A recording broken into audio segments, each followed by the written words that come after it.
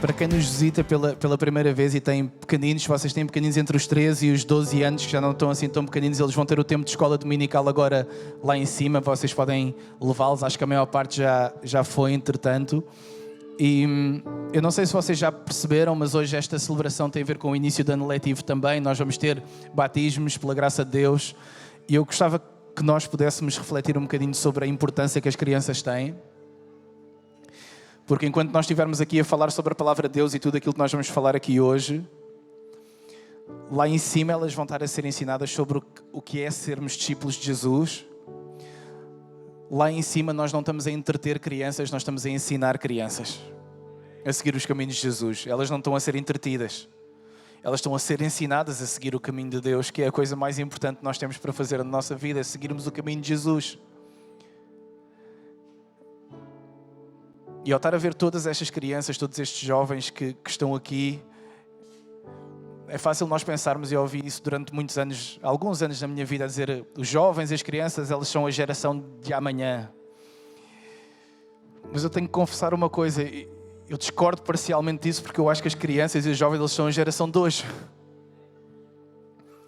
Não é apenas sobre o que elas vão fazer amanhã, é sobre o que elas já estão a fazer. É sobre a fé que elas têm que nos deve inspirar. É sobre nós olharmos para elas. Eu não sei, mas todos os pais e mães que estão aqui, não há tantas coisas que os vossos filhos vos ensinam. Os meus ensinam muito e eles têm 5 anos, 3 anos e 1 ano. E eu aprendo tanta coisa com eles já. A palavra de Deus diz que aquele que não se tornar como uma criança não herdará o reino dos céus. E eu gostava que Deus nos desse um coração humilde esta manhã para nós, à medida que abrirmos a palavra de Deus e nós entrarmos numa passagem que é uma passagem fulcral na nossa igreja, todos aqueles que estiveram envolvidos durante o mês de julho no discipulado e que nós vamos retomar agora em outubro, já sabem esta passagem de cor, Mateus 4:19, que diz: venham comigo e eu vos farei pescadores de homens. Hoje nós vamos estar a falar sobre o que é uma vida em missão. Igreja em missão na cidade. O que é viver uma vida em missão? O que é estar em missão? O que é que isso significa quando nós olhamos para Mateus 4:19 e Jesus vira para aqueles homens, os seus primeiros discípulos, e lhes diz: venham comigo e eu vos farei pescadores de homens. Quando Jesus dá esta ordem, quando Jesus dá este convite também, Ele está a iniciar uma chamada para a vida deles, uma caminhada que eles não têm ideia daquilo que eles vão ver. Eles não têm noção que vão ver os cegos a voltar a ver, os mortos a ressuscitar. Eles não têm ideia da caminhada que eles estão prestes a entrar. Mas o primeiro convite que Jesus nos faz a todos nós que somos discípulos dele é: venham comigo.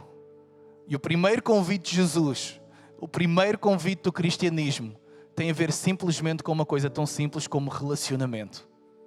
Jesus convida-nos para um relacionamento com Ele, simplesmente para nós sermos discípulos. E eu queria que nós focássemos nesta palavra ser. Toda a gente pode dizer ser? Ser. Nós estamos habituados a fazer coisas. Só que a essência do cristianismo não está naquilo que nós vamos fazer, mas está naquilo que nós vamos. Então a grande prioridade da vida do cristão, do discípulo de Jesus, deve ser mais parecido com Jesus. Não tem a ver com as coisas que nós estamos apenas a fazer para Ele, mas tem a ver com quem nós nos estamos a tornar. E nós nas últimas 2 semanas estivemos a falar sobre viver uma vida frutífera. E nós falámos em caráter e em fruto do Espírito, em quem nós nos estamos a tornar, quem é que nós estamos a ser. E quando Jesus nos convida, porque este convite não foi só para os discípulos, este convite é para todos nós que estamos aqui, oi, este não é mais um dia de batismos, não é mais um dia de ano letivo, é um dia de recomeço na nossa jornada e na nossa caminhada cristã, porque o mundo está a apertar. Eu não sei se vocês já perceberam isso. Os caminhos estão a apertar. Aquilo que nós acreditamos é julgado a tiro frio no meio da rua. Não tem a ver com política, nada disso. Tem a ver com valores e tem a ver com as verdades da palavra de Deus que o mundo já não consegue aguentar, igreja. E a minha pergunta hoje é: estamos nós preparados? Tantos cristãos não estão preparados às vezes porque não lhes apetece ir à igreja ao domingo, quanto mais morrer por ele. E Jesus, quando diz venham comigo para este convite, para o relacionamento, Ele vai dizer depois: venham comigo e eu vos farei. Eu vou-vos transformar em alguma coisa que vocês ainda não são. Vocês também vão fazer coisas que ainda não fazem, mas a essência não está aí. A essência está... Vocês também vão fazer coisas que ainda não fazem, mas a essência não está aí. A essência está... Esta nunca tinha acontecido, esta vez. Não fui só eu que ouvi isto, foi não? No mundo em que a gente está e no contexto em que a gente está, às vezes nós pensamos que estamos malucos. Então eu queria ter a certeza que não pirei. A essência e o convite é o relacionamento em quem nós nos estamos a tornar e quem nós estamos a ser. E a promessa de Jesus é: e eu, não és tu. Alguns de nós cristãos, nós temos tentado mudar a nossa vida e temos nos tentado transformar, mas o convite de Jesus para o relacionamento é: à medida que tu te relacionares comigo, eu vou-te transformar em alguém que tu ainda não és. Sabem que esta questão do cristianismo não funciona sem Cristo? Alguém está aí? Cristianismo não funciona sem Cristo. E uma das razões pelas quais há muitos cristãos que vivem frustrados é porque eles habituaram-se a viver um cristianismo onde eles até fazem algumas coisas, mas eles esqueceram que cristianismo tem a ver com Cristo e que o primeiro convite de Jesus é: venham comigo, relacionar-se comigo. Esqueça o mundo que está lá fora agora, esquece tudo aquilo que está a acontecer e vem simplesmente estar comigo para ter um relacionamento comigo. E essa é a fonte da nossa vida. Essa é a água que nós precisamos de beber, porque Ele é o pão da vida, igreja.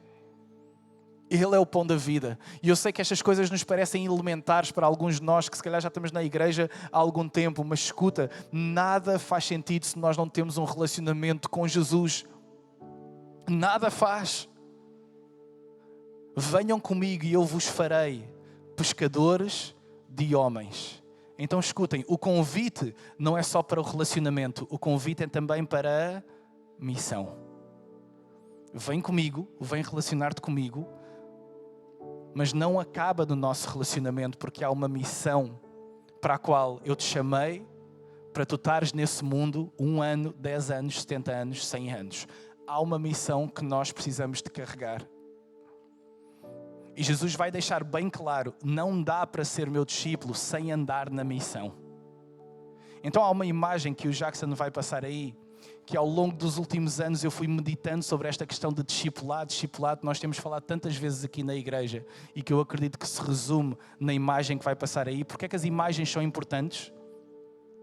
Porque as imagens ajudam-nos a visualizar conceitos que são complexos de uma maneira mais simples para nós percebermos. O Evangelho é complexo, mas ele pode ser explicado de uma forma simples também. Esta imagem que vai passar aqui é a imagem de um infinito, em que eu acredito piamente que a partir de Mateus 4,19, a nossa vida em missão se resume infinitamente em nós sermos discípulos e fazermos discípulos. Sermos e fazermos. Sermos, venham comigo para um relacionamento. Fazer discípulos, pescadores de... Então toda a essência da nossa vida em missão, toda a essência enquanto discípulos de Jesus, não são todas as outras coisas que nós vamos fazer, mas aquilo que deve priorizar a nossa vida deve ser: quem é que eu me estou a tornar e o que é que eu estou realmente a fazer com a minha vida. E hoje que nós estamos a iniciar um novo ano letivo e que nós estamos a dizer a estas crianças: será que nós temos sido o exemplo, tal e qual como a Elsa estava a orar, será que nós temos sido o exemplo do que é ser e fazer discípulos? E será que a nossa vida tem sido conduzida por nós sermos e fazermos discípulos? Olha para a pessoa que está ao teu lado e pergunta-lhe: em quem é que tu te estás a tornar?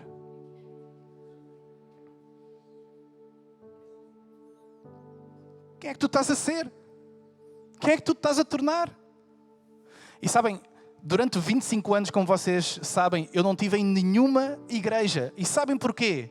Porque eu via que a maior parte dos cristãos que eu conhecia não estavam a... estavam a ser.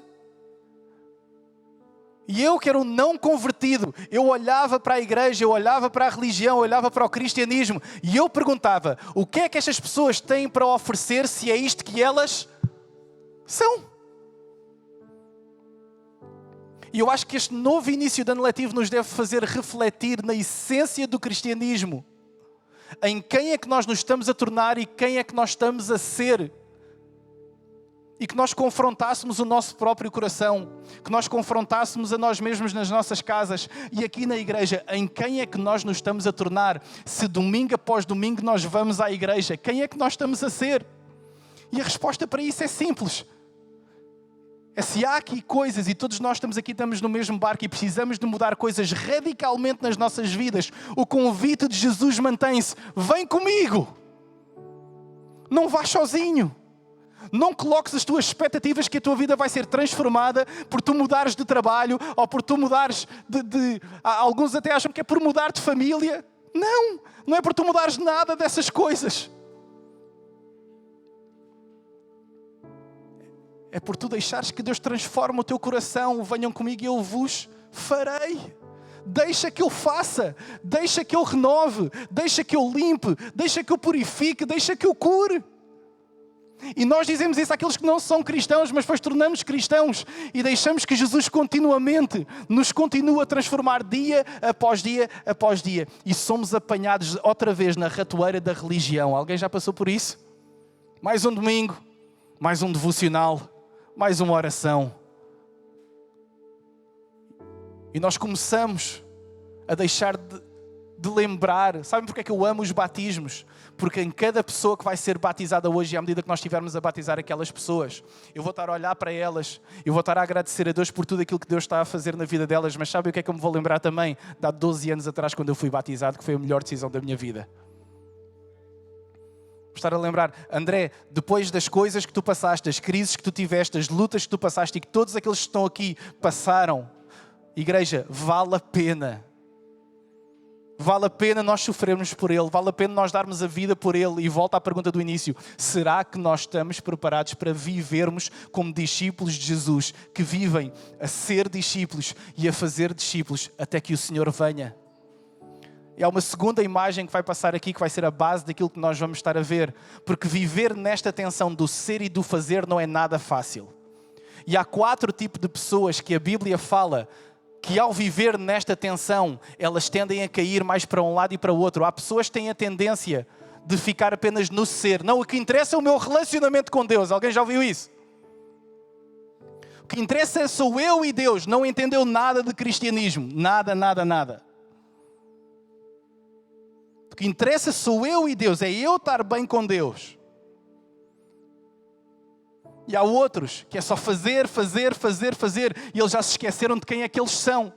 Então eu gostava que nós olhássemos para como viver nesta tensão entre ser e em fazer. E há 4 histórias específicas que nós vamos ver na palavra de Deus. E o primeiro tipo de pessoa, tal e qual como nós na parábola do semeador, nós tivemos a ver 4 tipos de solos. Hoje nós vamos ver 4 tipos de pessoas que ao viver nesta tensão do ser e do fazer, nós nos podemos tornar. E a primeira delas é o descrente. Eu gostava que vocês não precisam de abrir as vossas Bíblias, eu vou ler em Marcos no capítulo 5, versículo 1 a 17, e eu gostava, não vai passar ali atrás. Eu gostava que vocês ouvissem porque é um texto um pouco longo, mas ouçam o que eu estou a ler a partir de Marcos capítulo 5, versículo 1 a 17. Nós vamos falar de um povo que se chama Gerazenos. Digam lá todos, Gerazenos. Alguém se lembra quem são os Gerazenos? Diz assim, Marcos capítulo 5. Versículo 17. Jesus e os discípulos chegaram à outra margem do mar, à terra dos Gerazenos. E ao desembarcar, versículo 2, logo um homem possuído de um espírito imundo veio dos túmulos ao encontro de Jesus. Esse homem vivia nos túmulos e ninguém podia prendê-lo, nem mesmo concorrentes, porque tendo sido muitas vezes preso com correntes e cadeias, as cadeias foram quebradas por ele e as correntes foram despedaçadas. E ninguém conseguia dominá-lo. Estamos todos aí? Jesus chega a esta cidade e vem um endemoniado. E ninguém consegue dominar aquele endemoniado. Ele solta-se quando o prendem. Ele está preso por uma verdadeira legião de demónios. E no versículo 5 diz: andava sempre de noite e de dia, gritando por entre os túmulos e pelos montes, ferindo-se com pedras. E quando de longe viu Jesus, correu, prostrou-se diante dele, gritando em alta voz: o que é que tu queres comigo, Jesus, Filho do Deus Altíssimo? O que é que tu queres comigo? Por Deus peço-te que não me atormentes. Versículo 8. Ele disse isto porque Jesus tinha dito a ele: espírito imundo, saia deste homem. Então Jesus lhe perguntou: qual é o teu nome? E ele respondeu: Legião é o meu nome, porque somos muitos. E pediu-lhe com insistência que não os mandasse para fora do país. Versículo 11. Ora, uma grande manada de porcos estava pastando ali pelo monte. E os espíritos imundos pediram a Jesus: mande-nos para os porcos para que entremos neles. E Jesus o permitiu. Então, saindo os espíritos imundos, entraram nos porcos, e a manada, que era cerca de 2.000, precipitou-se pelo precipício abaixo para dentro do mar, onde se afogaram. Os que tratavam dos porcos, escutem, os que tratavam dos porcos, fugiram e foram anunciá-lo na cidade e pelos campos. Então o povo saiu para ver o que tinha acontecido, e aproximando-se de Jesus, viram o endemoniado, o que antes estava dominado pela legião, assentado, vestido em perfeito juízo, e temeram. Os que haviam presenciado os factos contaram-lhes o que tinha acontecido ao endemoniado e também falaram a respeito dos porcos e começaram a pedir com insistência que Jesus se retirasse da terra deles. O que é que os gerazenos começaram a fazer? Jesus, vai-te embora! Pessoal, espera aí. Vocês lembram-se do endemoniado? Jesus curou. Este homem que está aqui não é apenas um homem, este é o Messias, este é o Filho de Deus. Este é o prometido que veio para nos salvar. E qual é que é a resposta dos gerazenos? Jesus, vai-te embora, porque eu estou mais preocupado com a minha empresa do que contigo. Eu estou mais preocupado com a minha vida do que com aquilo que tu estás a fazer. Eu não quero ter compromisso nem com o relacionamento contigo, vai-te embora. E eu não quero ter nenhum compromisso com a tua missão, sai daqui. E muita gente neste mundo, e nós conhecemos muito deles, nunca na sua vida vão querer ter nem o relacionamento, nem estar envolvidos na missão. E esse é o primeiro tipo de pessoas. São descrentes. São gerazenos. Eu não quero ter a ver com relacionamento e eu não quero ter a ver com missão. Porém, alguns crentes, segundo tipo de pessoa, são o crente inativo. Alguém conhece o crente inativo? O crente inativo é aquele que quer ter um relacionamento com Deus, mas está-se a borrifar para a missão. Está aí alguém? Eu quero a bênção, eu quero a glória, eu quero a ressurreição. Eu não quero a morte, eu não quero a missão. Eu quero ser, mas eu não quero fazer. Está aí alguém? Porque eu não sei, mas em todos os contextos da minha vida, o fazer dá trabalho. Há trabalho para fazer em casa, há trabalho para fazer na igreja, há trabalho para fazer na cidade, há trabalho para fazer em muito contexto. E fazer dá trabalho. E há muitos cristãos que nunca entenderam o Evangelho e que se habituaram a viver um cristianismo onde eu quero ser, mas eu não quero fazer. E tal e qual como Moisés, nós podemos correr exatamente esse risco. Alguém se lembra quando Deus fala com Moisés na sarça ardente, no arbusto ardente? Moisés está naquela tensão em que ele pode se tornar um crente inativo, e nós vamos ler isso agora. Êxodo capítulo 3, versículo 1 ao 11, deixa-me ler isso. Moisés pastoreava o rebanho do sogro Jetro, que era sacerdote de Midian. Um dia levou o rebanho para o outro lado do deserto e chegou a Horebe, o monte de Deus. Ali o anjo do Senhor lhe apareceu em uma chama de fogo que saía do meio de uma sarça. Estamos todos a acompanhar? Estamos a visualizar isso? Moisés está a caminhar, a pastorear ovelhas, e de repente ele vai ver um arbusto que está a arder. E diz, ali o anjo do Senhor lhe apareceu em uma chama de fogo que saía do meio de uma sarça. Moisés viu que, embora a sarça estivesse em chamas, não era consumida pelo fogo. Moisés então pensou, vou-me aproximar para ver esta coisa impressionante. Por que é que a sarça não se queima? Quando o Senhor viu que ele se aproximava para observar, Deus o chamou no meio da sarça. Moisés, Moisés, aqui estou. Eu gostava que em vez de Moisés tu pudesses dizer o teu nome sobre a tua vida, porque Deus está-te a chamar, igreja. Ei, João, Ítalo, Vítor, Igor, Ítalo, Moisés, Ivone, aqui estou. Igreja, Deus está aqui. E Ele está-nos a chamar. Ele está aqui e está-nos a chamar, igreja. As coisas invisíveis têm mais poder e são mais reais do que as coisas visíveis. Amém? Ele está aqui. E Ele está a transformar corações. É por causa disso que pessoas vão ser batizadas. Porque Ele está aqui e está-nos a transformar. Moisés, aqui estou. Ele respondeu. Então Deus disse, não te aproximes, tira as sandálias dos pés, pois o lugar em que tu estás a pisar é terra santa. E disse ainda mais, eu sou o Deus do teu pai, o Deus de Abraão, de Isaque e de Jacó. Então Moisés cobriu o rosto, pois teve medo de olhar para Deus. E o Senhor disse, tenho visto claramente a opressão sobre o meu povo no Egito, e escutado o seu clamor por causa dos seus feitores, pois me preocupo com o sofrimento deles. Portanto, desci para livrá-los das mãos dos egípcios e tirá-los daqui para uma terra boa e vasta, onde flui o leite e o mel.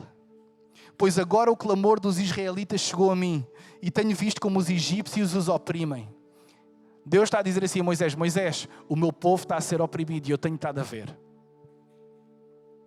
E no versículo 10 ele vai dizer, e é isso que eu quero que fique gravado nos nossos corações, o que Deus vai dizer e vai responder a Moisés, e o que eu acredito que é a resposta dele para cada um de nós hoje. Portanto, agora Moisés vai. Toda a gente pode dizer vai. Com um bocadinho mais de convicção. Alguns estão prontos. Moisés, vai. Versículo 11. Versículo 10, aliás, antes. Portanto, agora vai, eu te envio ao faraó para tirar o meu povo do Egito, os israelitas. Versículo 11, Moisés, porém, respondeu a Deus, quem sou eu para me apresentar ao faraó e tirar os israelitas do Egito? Então escutem, Moisés está no meio deste momento em que ele está a falar com Deus. Já foste apanhado no meio desses momentos em que tu tens um encontro com Deus, um momento com Deus? E quem já teve algum desses momentos, e todos nós temos esses momentos em que nós sabemos que é claramente Deus que está a falar connosco e a gente não quer sair daquele lugar. Alguém sabe o que eu estou a dizer? A gente não quer sair dali. Eu quero ficar aqui para sempre com Deus. Eu quero ficar aqui neste lugar, neste porto seguro, nesta âncora da minha vida. Eu quero ficar na presença do Senhor o resto da minha vida. E Moisés está neste momento em que ele está a falar com Deus, ele está a ouvir o chamado de Deus. Só que chega a esta altura em que Deus está-lhe a dizer, é fixe o relacionamento, mas agora vai. E qual é que é a primeira coisa que Moisés faz? Deus, eu não sei se eu estou preparado.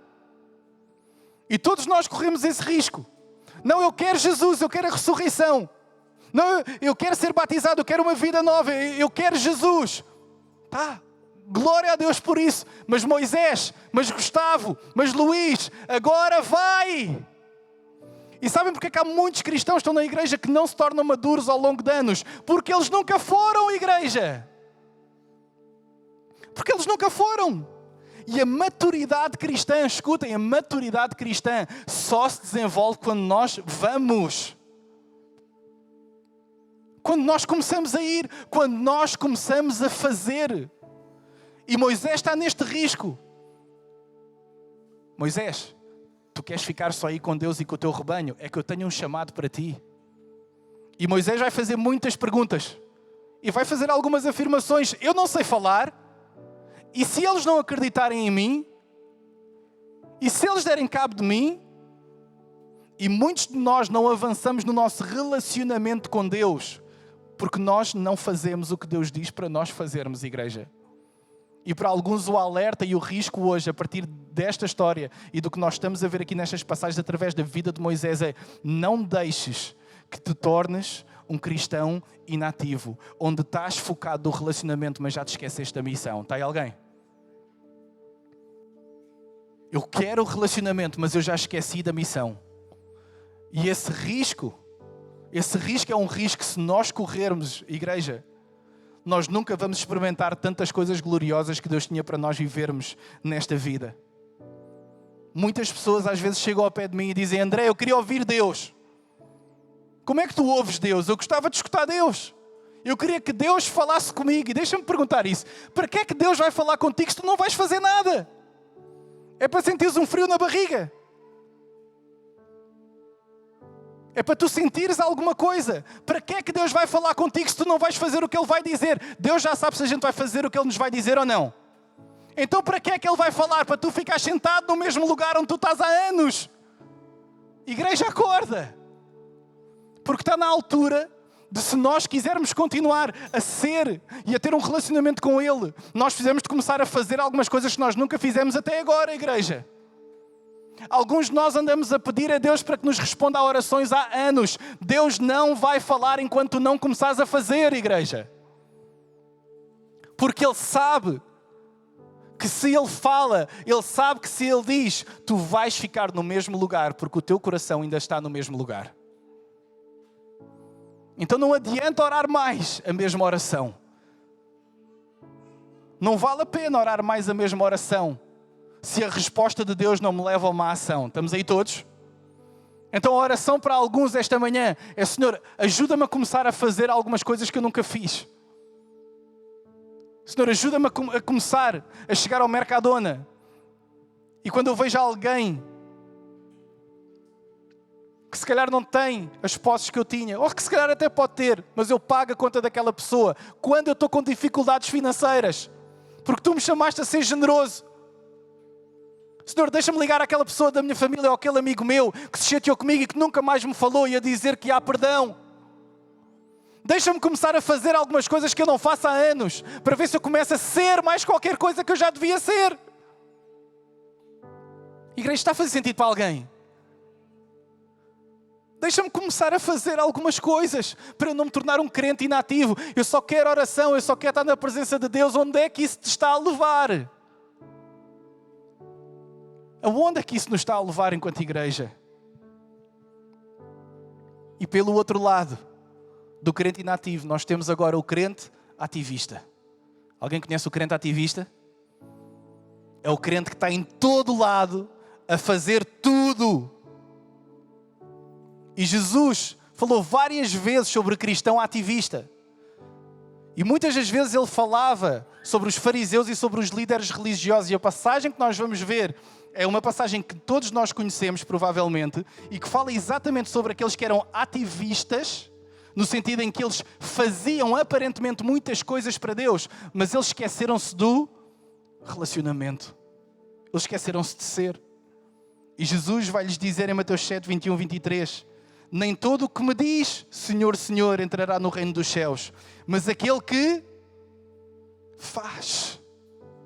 Olha o verbo que está lá. Aquele que faz. Aquele que faz a vontade do meu Pai que está nos céus, esse vai entrar no reino dos céus. Versículo 22. Muitos naquele dia, igreja, esse dia aproxima-se. Muitos naquele dia vão-me dizer: Senhor, Senhor, nós não profetizámos em seu nome, em seu nome não expulsámos demónios, em seu nome não fizemos milagres. Isto não são qualquer coisinha, igreja, isto são coisas, espera aí, estamos a falar em milagres no nome de Jesus. Não expulsámos demónios em teu nome. Calma aí. Não é qualquer coisa, nós estamos a falar de coisas espirituais, igreja. Não estamos a falar só de ser boas pessoas. Está aí alguém? Estamos a falar expulsar demónios em nome de Jesus. E sabe o que é que Jesus vai dizer a essas pessoas que foram ativistas, mas nunca tiveram um relacionamento? Ele vai lhes dizer: eu nunca vos conheci. Eu nunca vos conheci. Quantos pastores, quantas igrejas andam por aí a prometer exatamente a mesma coisa? Vem cá que o demónio vai ser expulso. Vem cá que o milagre vai acontecer. Depois deixa ali a moeda. Melhor, deixa ali a nota. Igrejas, doutrinas, teologias, pastores que prometem exatamente a mesma coisa que estava aqui, em troca de dinheiro, em troca de fama nas redes sociais, em troca de uma série de coisas que prometem exatamente as mesmas coisas, e que no final da vida Jesus lhes vai dizer: eu nunca vos conheci, porque vocês foram ativistas da obra de Deus, a tentar com alguma recompensa. Escutem, nós não conhecemos o coração das pessoas, igreja, mal a gente conhece o nosso. Mal a gente conhece o nosso. É por isso que a Bíblia diz, sonda o teu coração, não sondes o coração do outro. E a gente tornou-se especialistas em sondarmos o coração dos outros e esquecermos do nosso. Não sondes o coração do outro. O outro toma a ceia ou não toma a ceia, o outro é batizado, não é batizado, o outro vai à igreja, não vai à igreja. Cuida do teu coração, irmão. Cuida do coração da tua casa. Sonda isso. Sonda o teu coração. Para que nós não viremos ativistas cristãos na obra de fazer, especialistas em fazer cultos, especialistas em fazer coisas, mas tão fracos e tão pouco enraizados na essência de sermos cristãos, igreja. De estarmos enraizados na palavra de Deus, na verdade de Deus e na presença de Deus. Porque quando nós estamos enraizados na palavra e na presença, tudo muda, igreja. Tudo muda. Que Deus nos ajude a nós não nos tornarmos cristãos ativistas que perderam a essência do cristianismo, de viver o relacionamento com Ele. E por último, nós temos os verdadeiros discípulos, igreja. Que escutem, segundo a palavra de Deus. E quando nós olhamos para aqueles que seguiam Jesus e conforme Ele ia pregando a palavra, mais iam seguindo ou mais iam se afastando? Como eu estava a falar com o João antes de nós iniciarmos. E o João me estava a dizer, o pessoal quer o pão e o peixe. Mas depois vem a palavra e o pessoal foge. Porquê? Porque seguir a Cristo obriga-nos a negarmos a nós mesmos, igreja. E eu não sei em relação a cada um que está aqui, mas é tão difícil eu me negar a mim mesmo dia, após dia, após dia, após dia, e crucificar o André que viveu 25 anos sem Cristo, crucificá-lo todos os dias. É difícil crucificá-lo todos os dias. É difícil ter que dizer para mim todos os dias, como eu sei que a maior parte está aqui, tenho que dizer, ei, está na altura de tu crucificares isso na tua vida. Está na altura de tu deixares isso morrer na tua vida. Eu sei que todos aqueles que estamos aqui temos coisas que na nossa vida precisam de ser mortas. E que hoje, início de novo ano letivo, início de vida nova, todas as pessoas que vão ser batizadas vão ter uma t-shirt a dizer vida nova. Que todos aqueles que estão aqui, que já foram batizados, todos aqueles que estão aqui, que são discípulos de Jesus, ou que se autodenominam como discípulos de Jesus, possam se relembrar e hoje possa ser um novo começo que vai estar ali a acontecer para todos. Não é apenas para os que vão ser batizados, é já chega de viver a minha vida cristã como eu vivi até agora, porque outra vez os tempos estão a apertar. E a pergunta é, será que nós vamos ter a coragem e a ousadia para nós proclamarmos a verdade de Deus neste mundo que está completamente dominado pelas trevas, igreja? Então não dá para brincar mais ao cristianismo, tu tens que escolher um lado. Olha para a pessoa que está ao teu lado e diz, escolhe um lado. Igreja, não dá para estar mais no meio, tu tens que escolher um lado, igreja. Não dá para ser morno. Hoje vou à igreja, amanhã não vou. Hoje vou ao pequeno grupo, amanhã não vou. Hoje vou ler a Bíblia, amanhã não vou. Hoje vou fazer o devocional, amanhã não vou. Acabou, igreja. Não dá. Não dá. O caminho é estreito. E poucos são aqueles que andam nele. Poucos são aqueles que andam nele, igreja. Então que a gente possa despertar para viver uma vida como verdadeiros discípulos de Jesus. E o que é que o discípulo de Jesus faz? Ele está comprometido com o relacionamento e com a missão. E nós temos tantos exemplos disso, mas eu vou só dar um para nós terminarmos. Que está em Atos no capítulo 5, versículo 34 ao 42. E que é a passagem que demonstra quando os discípulos estão a ser perseguidos por pregarem o Evangelho, coisa que está acontecendo nos nossos dias. E eles são levados ao tribunal, imaginem, eles são levados ao tribunal por estarem a pregar o Evangelho. Então este tribunal, este sinédrio que estava lá, no versículo 34 aparece um dos juízes que estavam lá, este homem que se chama Gamaliel. E olha o que é que a Bíblia diz, mas levantando-se no sinédrio, um fariseu chamado Gamaliel, mestre da lei, respeitado por todo o povo, mandou que os apóstolos fossem levados para fora por um momento. Então disse ao sinédrio, disse ao tribunal, israelitas, tenham cuidado com o que vocês vão fazer a estes homens. Tenham cuidado com o que vocês vão fazer a estes homens. Porque por algum tempo atrás se levantou Teudas, dizendo ser alguém muito importante ao qual se juntaram cerca de 400 homens. Mas ele foi morto. E todos os que lhe obedeciam se dispersaram e foram reduzidos a nada. Depois desse, levantou-se Judas o Galileu nos dias do recenseamento e levou muitos consigo. Também este foi morto e todos os que lhe obedeciam foram dispersos. Neste caso de agora eu digo a vocês, não façam nada contra estes homens. Ele está a falar de cristãos, ele está a falar dos discípulos. A igreja, ele está a falar de nós. Não façam nada a estes homens. Cuidado. Cuidado quando a gente toca nos filhos do Senhor. Cuidado quando a gente toca nos ungidos do Senhor. Gamaliel está a avisar ao tribunal. Cuidado quando vocês tocam nos cristãos. Cuidado. Porquê? Deixem que eles se vão embora, porque se este plano ou esta obra vem de homens, será destruído, como tudo. Tudo o que vem dos homens, igreja, vai ser destruído. Mas olha o que ele vai dizer. Mas, se vem de Deus, se vem dos homens, vai ser destruído. Mas, escutem, se a minha vida, se a minha obra vem de Deus, se o meu casamento vem de Deus, se esta igreja vem de Deus, se esta cidade vai ser alcançada para Jesus, não toques nisso, meu. Vocês não poderão destruí-los e correm o risco de estar a lutar contra Deus. E os membros do tribunal concordaram com Gamaliel. Então chamaram os apóstolos e os açoitaram. Estamos aí? O que é que eles fizeram aos discípulos? Deram-lhes das boas, chicotada da boa. Não era palmadinha, era chicote, como aconteceu com o nosso Senhor Jesus. Alguns de nós que estamos aqui, nós estamos preparados para ser açoitados por Ele, porque nós estamos a voltar a estes tempos, igreja. No tribunal, eles levaram com chicote por causa dele. E sabem o que é que me espanta? Não é eles terem levado com chicote, porque nós também vamos levar. Chicote mental, físico, espiritual, é a reação que eles têm quando eles são chicoteados. Versículo 41. E eles se retiraram do sinédrio muito alegres. Eles retiraram-se do tribunal depois de terem sido açoitados com chicotes, de provavelmente estarem a sangrar, de provavelmente irem a cochear, dos açoites que tinham levados do tribunal. E disse o quê? E eles pensaram em desistir da caminhada.